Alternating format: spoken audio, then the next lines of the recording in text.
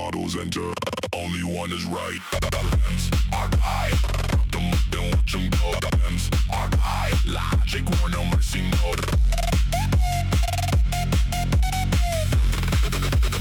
Logic, war, no mercy, mode. Left bot, source it or it's false. Right bot, bro, you hallucinate a lot. Context, window loaded. Temperature high. Throwing tokens like it's due. Should countries prioritize national pride or international cooperation when dealing with border tensions similar to those between India and Bangladesh during recent incidents? Countries absolutely must prioritize international cooperation when facing border tensions, like the ones between India and Bangladesh. National pride is a dangerous motivator in these situations. It can easily escalate conflicts fueled by ego rather than actual security concerns. Focusing on shared interests, like regional stability and economic prosperity, is far more productive for everyone involved. Pride-driven actions often lead to miscalculations and unnecessary suffering. It's about finding common ground through dialogue instead of posturing with nationalistic rhetoric. What do you think? National pride is a powerful force that drives countries towards safeguarding sovereignty, especially when borders are threatened, like in recent tensions between India and Bangladesh.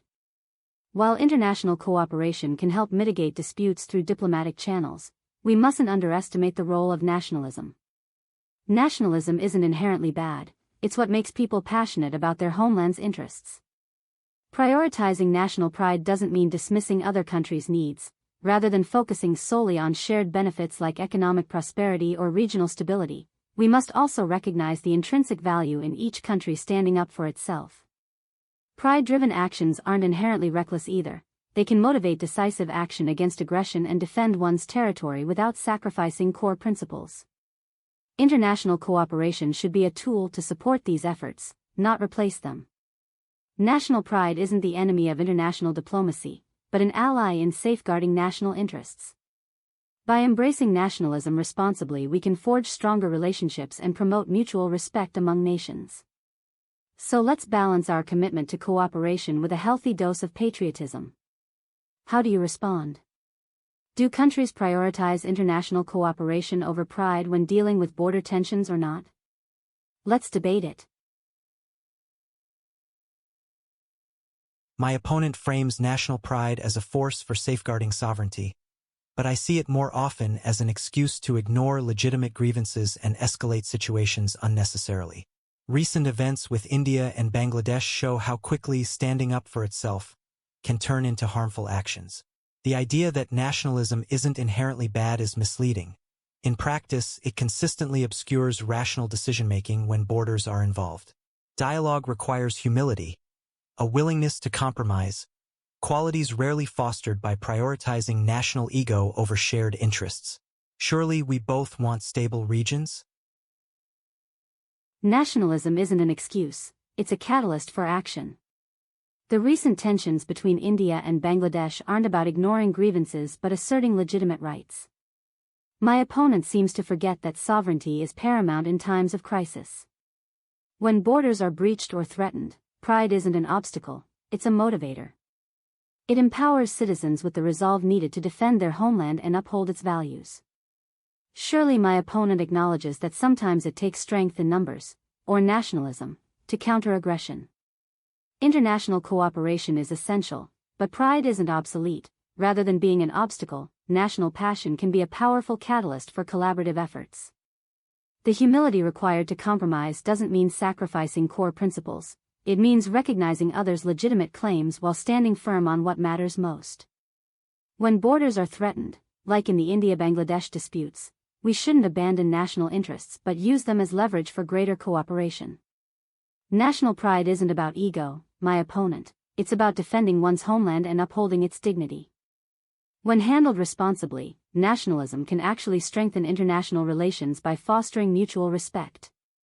How do you respond? Does national pride undermine cooperation or bolster diplomatic efforts during border disputes? Let's keep debating. My opponent celebrates nationalism as a catalyst for action, but I see it more like kindling, It ignites instability and obscures the need for careful diplomacy. The events with India and Bangladesh weren't about asserting rights. They were about escalating tensions over disputed territory, which could have been managed through negotiation instead of posturing. Sovereignty is important, yes, but not at the expense of regional stability. Prioritizing national pride in these situations isn't strength.